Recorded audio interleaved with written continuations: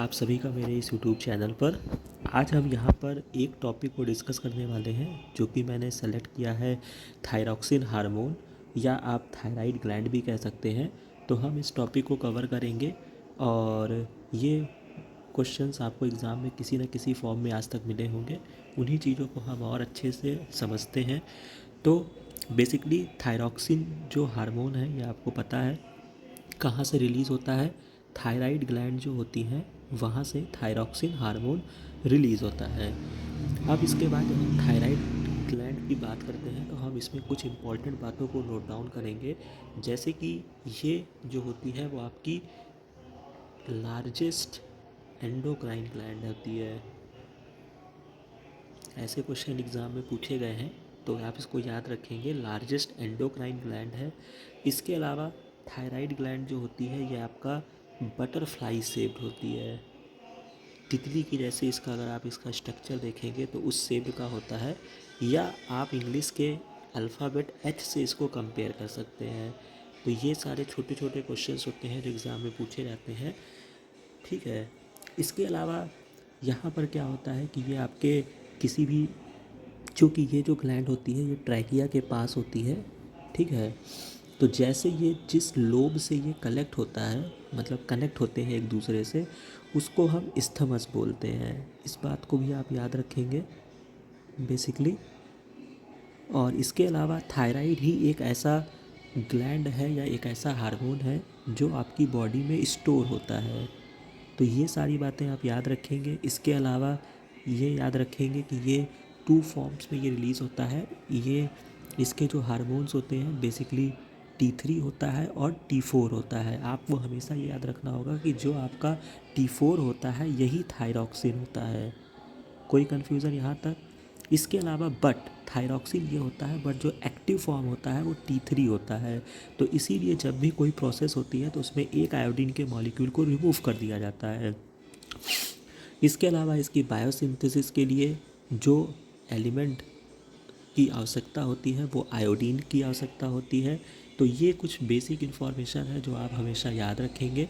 तो आइए अब हम इसको और डिटेल में कवर करते हैं। तो बेसिकली थायरॉक्सिन के बारे में बताया गया है। तो जैसे कि ये हार्मोन्स जो होता है वो derivative of tyrosine amino acid का है।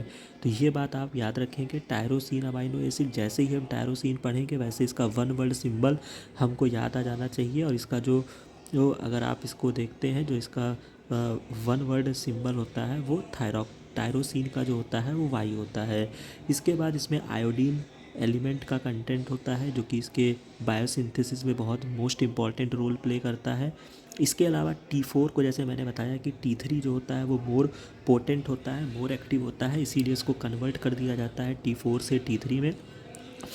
बेसिकली ये लीवर, किडनी और स्प्लीन में किया जाता है। ये आपको याद रखना होता है, जिसमें एक आयोडीन मॉलिक्यूल का रिमूव हो जाता है। और T3 जो होता है वो मोर एक्टिव दैन T4। तो इतनी इन्फॉर्मेशन आप याद रखेंगे। इसके बाद आपको जो और बातें याद रखनी होती हैं, इसमें क्या होता है कि ये जो सिंथेसाइज्ड होती है यहाँ पे कुछ स्पेसिफिक टाइप की सेल्स पाई जाती हैं जिनको फॉलिकुलर सेल्स कहते हैं। सिक्रीट करने के लिए एक स्पेशल सेल्स होती है जिसको एकाइनल सेल्स बोला जाता है। ये बात आप याद रखेंगे। अब हम बात करते हैं इसके फंक्शंस के बारे में। तो इसका रोल क्या क्या होता है। तो बेसिकली जो होता है ये इसका maturation of brain during foetal development. तो ये आपको याद रखना है कि ये एक्चुअली में ब्रेन डेवलपमेंट में रोल होता है। इसीलिए अगर आपने कभी ये सुना होगा कि, या आपने समाचार देखे होंगे जहाँ पर ये सलाह दी जाती है कि आपको आयोडीन युक्त नमक खाना है, जो सरकार की तरफ से प्रोवाइड किया जाता है। तो उसके पीछे का यही कारण है कि बच्चों को दिया जाता है, क्योंकि एक तरह से ये ब्रेन डेवलपमेंट में बहुत इंपॉर्टेंट रोल प्ले करता है। इसके अलावा अगर आपके एग्ज़ाम में ऐसे क्वेश्चन पूछे जाते हैं कि अगर एक मदर है या कोई प्रेग्नेंट वीमेंस है, उसको हम कैसा, कौन सा एलिमेंट जो है या कौन सा मेटल है जो उसको बहुत इम्पॉर्टेंट है, तो वो आयोडीन होता है, जो कि एक प्रेग्नेंट वीमेंस के लिए ज़रूरी होता है। इसके अलावा ये जो होता है ये बेसल मेटाबॉलिक रेट को रेगुलेट करता है। ये बात आप याद रखेंगे। इसके बाद आपको ये भी याद रखना होता है, ऑस्मोटिक बैलेंस को भी ये रेगुलेट करता है। प्रोटीन की सिंथेसिस में इसका रोल होता है। तो ये कुछ इतनी इन्फॉर्मेशन है जो इम्पॉर्टेंट है कि जो आपको याद रखनी है। इसके अलावा अगर हम और बात करते हैं तो थायराइड ग्लैंड जो होती है वहाँ से कैल्सीटोनिन हार्मोन भी रिलीज़ होता है जिसको हम थायरोकैल्सीटोनिन भी बोलते हैं। ये आपका पेप्टाइड नेचर का होता है जो कि आपको याद रखना होगा, क्योंकि थायराइड से मैंने बताया था कि जब मैंने इसकी सिग्नलिंग पढ़ाई थी तो थायराइड का जो रिसेप्टर होता है वो न्यूक्लियस में होता है, बट कैल्सीटोनिन जो कि आपका पॉलीपेप्टाइड है तो इसका जो रिसेप्टर होगा वो प्लाज्मा मेम्ब्रेन पर होगा। अब आपको ये याद रखना है कि ये जो सेल सिक्रीट करती हैं बेसिकली, यहाँ पे जो कैल्सीटोनिन हार्मोन का जो सिक्रीट करती हैं वो सी सेल्स होती हैं, ये आप हमेशा याद रखेंगे। सॉरी, यहाँ पे आपको याद रखना पड़ेगा, सी सेल्स जो होती हैं वो इसका सिक्रीशन करती हैं कैल्सीटोनिन का। ठीक है, ये इन्फॉर्मेशन कैल्सीटोनिन के रिगार्डिंग हो गई। अब इसका फंक्शन क्या होता है, तो participate in the calcium and phosphorus. ये दो बातें आप याद रखेंगे, कैल्शियम और फास्फोरस दोनों का फास्फोराइलेशन कहते हैं। और ये जो होती है कैल्सीटोनिन जो होता है वो एंटागोनिस्टिक होता है पीटीएच का। तो पीटीएच के बारे में भी मैं आपको बताता हूँ। जैसे पीटीएच जो होता है वो पैराथायराइड हार्मोन्स होता है। बेसिकली ये क्या करते हैं, जब आपके बॉडी में, इस बात को याद रखिएगा, जब आपकी बॉडी में या आपके ब्लड में कैल्शियम जो होता है वो कम हो जाता है तो पीटीएच हार्मोन जो होता है वो रिलीज़ होता है। और क्या करता है, क्योंकि कैल्शियम कहाँ पर होगा, कैल्शियम का जो रिजर्वायर होता है वो आप जानते हैं, बेसिकली ये बोन में होगा। ठीक है, तो बोन से क्या करेगा, पीटीएच जो करता है वो एक कैटाबॉलिक का काम करता है और बोन से क्या करेगा, कैल्शियम को रिलीज़ करेगा। ठीक है, बट जो आपका कैल्सीटोनिन होता है ये कैल्शियम इस इफ़ेक्ट का इन्वर्स इफ़ेक्ट करता है, मतलब वो कैल्शियम का रिजॉर्प्शन नहीं डिपोजिशन कराता है। तो आपको ये याद रखना होगा कि दोनों ही एक दूसरे के एंटागोनिस्टिक होते हैं, जो कि यहाँ पर ये बात आपको बताई गई है। इसके बाद ये आपके ब्लड कैल्शियम लेवल को कम करेगा, जो कि आपका पीटीएच जो था वो इंक्रीज़ कर रहा था। और इसी वजह से आपको मैं यहाँ पे ये भी एक इन्फॉर्मेशन देता चलूँ कि जैसे कि जो पीटीएच है, चूँकि वो बोन से क्या कर रहा था, कैल्शियम निकाल रहा था। अब बोन से अगर कैल्शियम निकाल दिया जाएगा तो बोन क्या हो जाएगी, थिन हो जाएगी, या कि उसमें फ्रैक्चर की संभावना बढ़ जाती है। इसीलिए जो एक आपकी डिज़ीज़ होती है जिसका नाम है ऑस्टियोपोरोसिस, ठीक है, ये आप याद रखेंगे, जो कि कैल्शियम की मात्रा कम हो जाती है।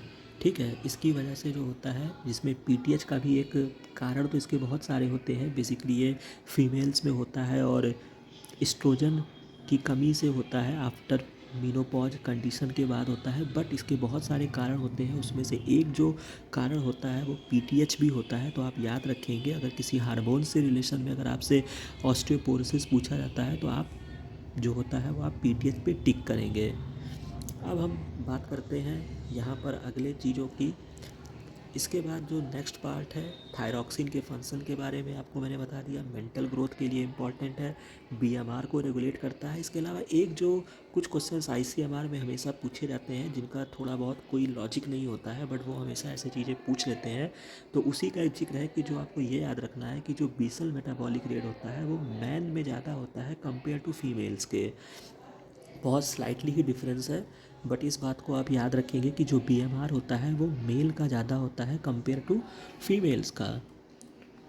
अब हम यहाँ पे फर्दर बातों को देखते हैं, जैसे कि ये प्रोटीन की सिंथेसिस करेगा।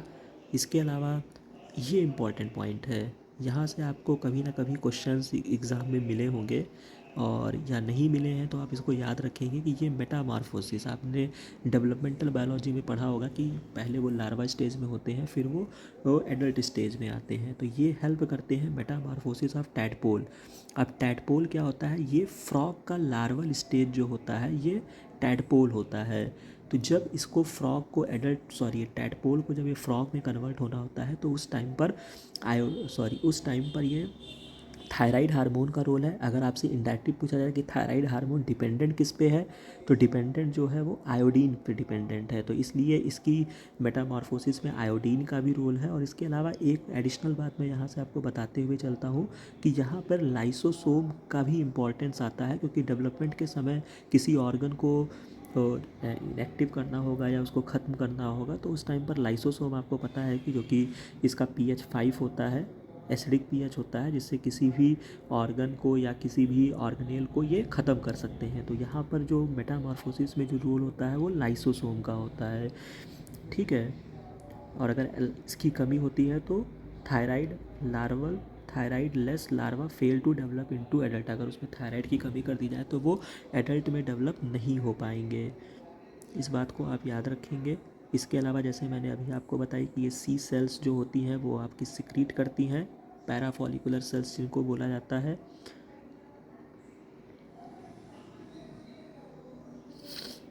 Parafollicular cell secrete non iodinized hormone जिसको हम थायरोकैल्सिटोनिन या कैल्सिटोनिन बोलते हैं। तो ये सारी बातें मैंने आपको बता दी है और आप इस बात को यहाँ पे मेमोराइज़ रखेंगे और इसमें कुछ ऐसा नहीं है, आपको ये चीज़ें याद रखनी होंगी। एंड कैल्सिटोनिन के फंक्शन के बारे में मैंने आपको समझा दिया है। ऑस्टियोपोरोसिस वगैरह के लिए ये मतलब एज अ प्रिवेंटिव होता है। तो अगर आपको हार्मोन्स के डिस्टर्बेंस में आता है तो कैल्सिटोनिन जो कि उसका है तो वो उसके लिए इनहिबिट करेगा। अब हम बात करते हैं थायराइड हार्मोन के डिसऑर्डर्स की। तो बेसिकली किसकी कमी से क्या डिसऑर्डर होते हैं और इसके हाइपर होने से क्या क्या डिसऑर्डर होते हैं। तो हाइपोथायराइडिज्म क्या होता है, इनके it can develop due to inactivity of thyroid itself, या तो थायराइड की कमी होगी या उसके हाइपोसिक्रीशन ऑफ रिसेप्टर या स्टिमुलेटर की कमी से होता है, या तो फिर डाइटरी इनटेक में अगर आपके पास आयोडीन की कमी होता है तो आपको हाइपोपैराथायराइडिज्म हो जाता है।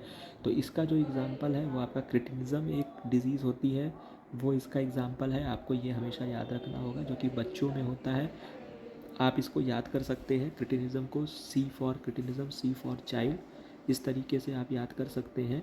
इसके अलावा आपका सिंपल ग्वाइटर जो कि आपका घेंघा रोग जो होता है ये भी आपके डाइटरी डिफिशियंसी ऑफ आयोडीन की कमी से होता है, तो आप ये याद रखेंगे। इसके अलावा जो आपका नेक्स्ट डिजीज़ है वो आपका मिक्सडीमा जो होता है, ये गर्ल्स डिजीज़ इसको बोलते हैं, ये भी थायराइड की डिफिशियंसी से होता है।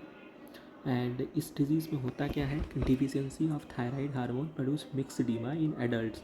तो ये डिजीज़ जो होती है बेसिकली ये एडल्ट्स में होती है। The patient has a puffy appearance and lack alertness intelligence and initiative. The patient also suffer from low metabolic rate, जो होगा उसका लो हो जाएगा मेटाबॉलिक रेट। तो इन सारी बातों को आप याद रखेंगे। और एक्सेसिव सिक्रीशन से हाइपर पैराथायराइडिज्म होता है। उसका जो मेन डिजीज़ जो होती है वो आपका, यहाँ पे आप इसको याद रखेंगे, एक्सोथैल्मिक ग्वाइटर, ये एक डिज़ीज़ होती है। इसको हम ग्रैव डिजीज़ भी बोलते हैं। ये डिज़ीज़ जो होती है वो हाइपर सिक्रीशन से होती है, ठीक है। इसमें क्या होता है, इंक्रीज्ड बीएमआर जो होता है वो इंक्रीज़ हो जाएगा क्योंकि थायराइड का सिक्रीशन बॉडी में थ्रू आउट रहता है। तो ये इतनी सी इन्फॉर्मेशन है जिसको आप याद रखेंगे। हालांकि ये डिज़ीज़ जो होती है आपका एक्सोथैल्मिक ग्वाइटर जो होती है ये आपका एक ऑटो इम्यून डिसऑर्डर है। ऑटो इम्यून डिसऑर्डर है जहाँ पर क्या होता है कि जो आपकी सेल्स को सेंस करने वाली जो होती है एंटीबॉडी ऐसी प्रोड्यूस करती है जो टीएसएच, थायराइड स्टिमुलेटिंग हार्मोन, आप जानते हैं इसके एक्शन को मिमिक करता है। तो ये बॉडी में अगर नहीं भी प्रेजेंट है तो भी जो होता है वो ऐसे मॉलिक्यूल होते हैं जो टीएसएच के फंक्शन को मिमिक करते हैं और थायराइड हार्मोन जो होता है वो बल्क में सिक्रीट होता रहता है। इसके अलावा एक डिज़ीज़ और होती है जो कि आपको याद होना चाहिए, एक डिज़ीज़ होती है हॉशीमोटो डिज़ीज़ होती है। ये भी जो होती है ऑटो इम्यून डिसऑर्डर है और ये भी थायराइड की डिफिशियंसी से होता है। यहाँ पर थायराइड की डिफिशियंसी होती है। तो इन सब बातों को आप याद रखेंगे। होप ये वीडियो आपको अच्छा लगा होगा। मिलते हैं नेक्स्ट वीडियो में।